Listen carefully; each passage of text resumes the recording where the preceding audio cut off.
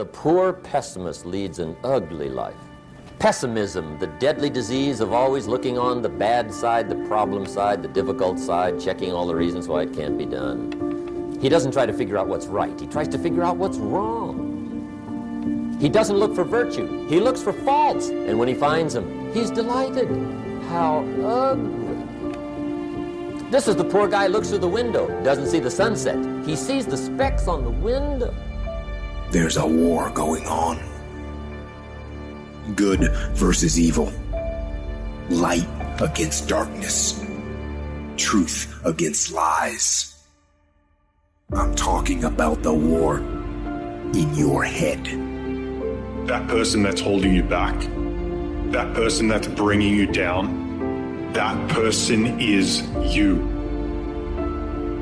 The problem is not external, it's internal. You're looking through a tainted filter. At some point, we have to look in the mirror and say, maybe I'm the one that needs to change. Maybe I've developed a habit of seeing what's wrong rather than what's right. Maybe I've trained myself to be negative, disrespectful, hard to get along with. That's why it's so important every morning to put on this fresh, new attitude. I'm excited about this day. I don't have to go to work. I get to go to work. I'm grateful for this job. I'm not focusing on what's wrong. Lord, I want to thank you for what's right in my life. How do you build the good life? It's simple. It's not easy, but it's simple. Here's how you build anything. Select the right ingredients, keep out the wrong ingredients, and it starts with thought. Your life is your life. Don't let it be clubbed into dank submission. Beyond the watch, there are ways out. There is a light somewhere. It may not be much light, but it beats the darkness. Beyond the watch, the gods will offer you chances. Know them. Take them. He can't beat death, but he can beat death in life sometimes. And the more often you learn to do it, the more light there will be. Your life is your life. Know it while you have it. You are marvelous. The gods wait to delight in you.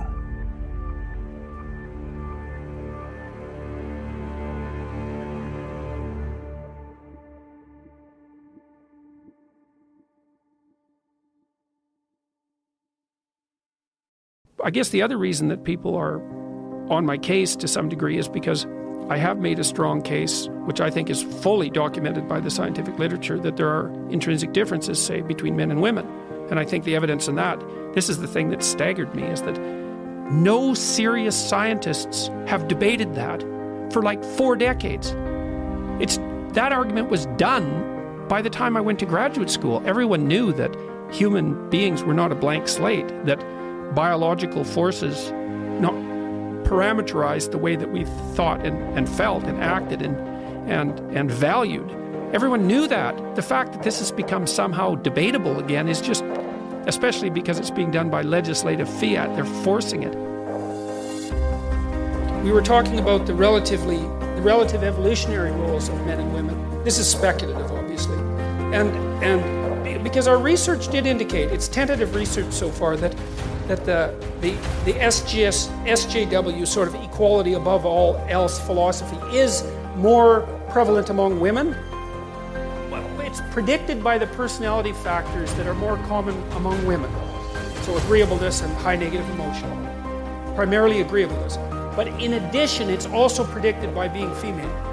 And so I've been thinking about that a lot because, well, men are bailing out of the humanities like mad. And pretty much out of the universities except for STEM. The women are moving in like mad. And they're also moving into the political sphere like mad. And this is new, right? We've never had this happen before, and we do not know what the significance of it is. It's only 50 years old. And so we were thinking about this. And so I don't know what you think about this proposition, but imagine that historically speaking, it's something like women were responsible for distribution and men were responsible for production. Something like that. And maybe that's only the case really in the tight confines of the immediate family, but that doesn't matter because that's most of the evolutionary landscape for human beings anyways. What the women did was make sure that everybody got enough. Okay, and that seems to me to be one of the things that's driving, at least in part, the SJW demand for equity and equality. It's like, let's make sure everybody has enough. It's like, well, look, fair enough, I mean, you can't argue with that. But there's an antipathy between that and the reality of differential productivity, because people really do differ in their productivity. I think that the SJW phenomenon is different. I think it is associated, at least in part, with the rise of women to political power. And we don't know what women are like when they have political power because they've never had it. I mean, there's been queens, obviously, and that sort of thing. There's been female authority figures, and females have wielded far more power historically than feminists generally like to admit. But this is a different thing. We don't know what a truly female political philosophy would be like, but it might be, especially if it's not been well examined and it isn't very sophisticated conceptually. It could easily be, well, let's make sure things are distributed equally. I always tell people, the people around you, they don't want presents, things. We think they want things. What they want is presence. Your full dance of energy right now with them, right here. That's presence. Being here now, but being here now in reverence and positivity.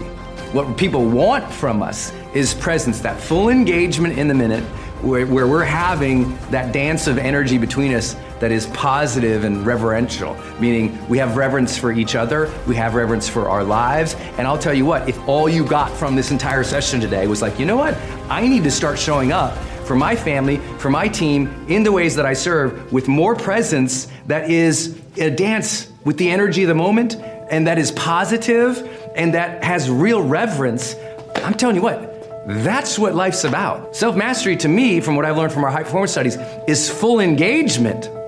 It's joy, it's confidence, it's a positive range of our psychology that makes us have reverence for the moment, so now we can dance together. It's an attitude, it's a way I'm engaging in the moment, it's a presence. I'm saying, number one, let's begin your planning process with reverence. There is serendipity going on here. There's coincidence going on here. There's blessings going on here. There is literal purpose happening right here, 4 feet from me in that lens with you.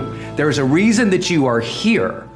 And if you can connect with that every day. I got up this morning exhausted from shooting last night, and I thought, wait, put my feet on the ground like Wayne Dyer told me to do, said thank you, thank you, thank you. I get to practice my purpose today. I get to live in purpose. I get to show up in purpose. I get to trust that there is an absolute reason that this day is happening. That there is a knowledge, a force, an energy, something beyond me that has lined up all of the cards, all of the dominoes, that you and I are here today. Self-analyzing. The first thing to analyze is your periods of greatest productivity throughout the day. If you are a morning person who wakes up early, ready to start the day, that is the best time to do your creative work. You can get more done when you're at your best. Some people are night people, fuzzy in the morning, late to get started, but alert and awake long into the evening. If that's the way you are, then this is the best time to pack in the activity and creativity. The key is to find your best time and use it to its fullest. Next, analyze your habits. If, for example, you're not good at keeping records, get someone to do it for you. If you have promised yourself that you're going to keep your records or balance your checkbook, and this has been going on for a few years, it looks like you aren't that kind of person. Nor are you likely to become that kind of person. You may say, no, I'm really going to do it this time. Hey, I would suggest that a few years is long enough. Don't promise yourself anymore. Just say, maybe the smart thing to do is to get someone to do this and make me look good. You would be surprised at how often you can remain a lot like you are in many areas if you will just make the arrangements to have it covered.